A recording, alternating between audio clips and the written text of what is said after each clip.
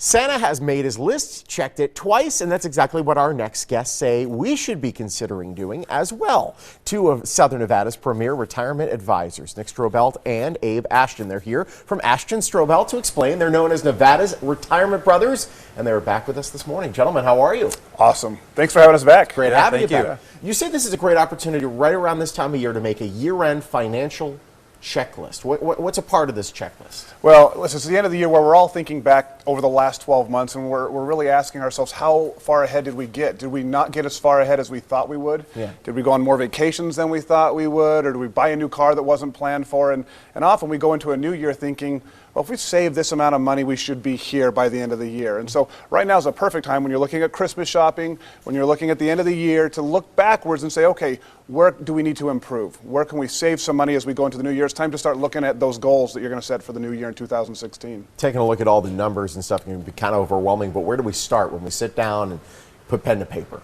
That's a great question, because there's so many things you can look at over the year. Yeah. But if you just nail down a few that you can start with for the end of the year, I'd probably say start with your estate planning documents. Make sure your beneficiaries are who you want them to be. Mm-hmm. Things might have changed over the year. Making sure that your trusts have been funded. A lot of people pay money to attorneys, and they've never funded their trust and linked their assets to the trust, so the trust isn't doing what it's supposed to do. So I'd say look at that first. Also look at your portfolio or allocation, making sure that it's diversified. Things could have shifted over the year, and so you want to make sure things are in line with what you want your investments to be in. Mm-hmm. And then lastly, I'd say for those who are 70 or 70 and a half, look at your RMDs for the end of the year. If you haven't taken your required minimum distribution, there's still a little bit of time left, and take advantage of that now before the year's over. So you're saying make a list and check it twice? Exactly. You see what I did? That's exactly right. See what happened there? It was good. Another thing we were talking about is your risk level, assessing your risk level. Yeah. What does that mean?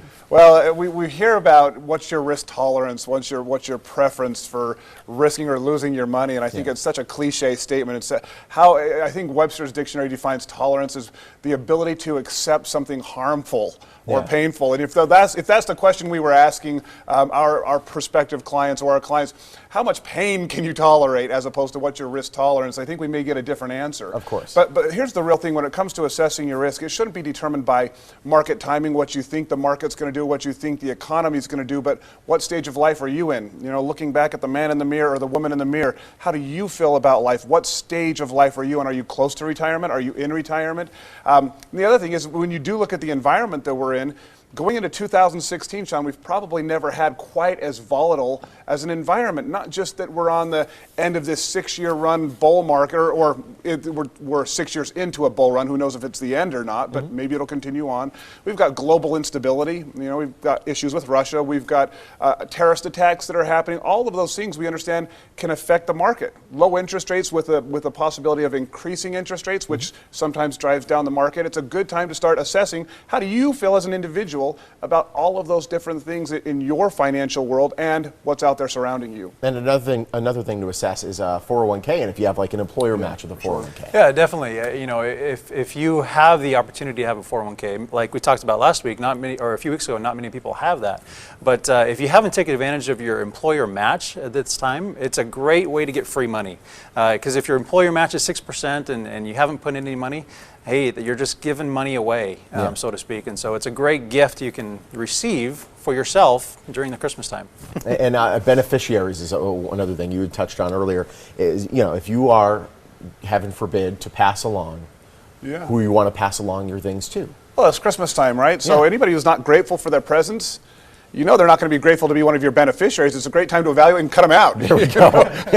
You had a divorce 5 years ago, and oh my goodness, that's still my beneficiary. I should change exactly that. Definitely. Right. But no, you want to always evaluate on your 401ks, on your IRAs. Yeah. Who did you put in? Because a lot of those times you establish those at the beginning of your employment. Right? So think about your job. How long have you worked for the company that you're currently with? Have you been there 5 years, 10 years, 20 years? What did your beneficiaries look like back then? Maybe it wasn't one of your young children because they were 10 years old when you started that particular profession, so they weren't listed as a beneficiary. Maybe it was an aunt or an uncle or somebody who was going to be a guardian for those kids. But today that same child might now be 25 years old, and they're okay being the beneficiary. You may or may not have confidence in their spending habits and want them to inherit that money. And we do that a lot, Sean. People come in for a simple beneficiary review.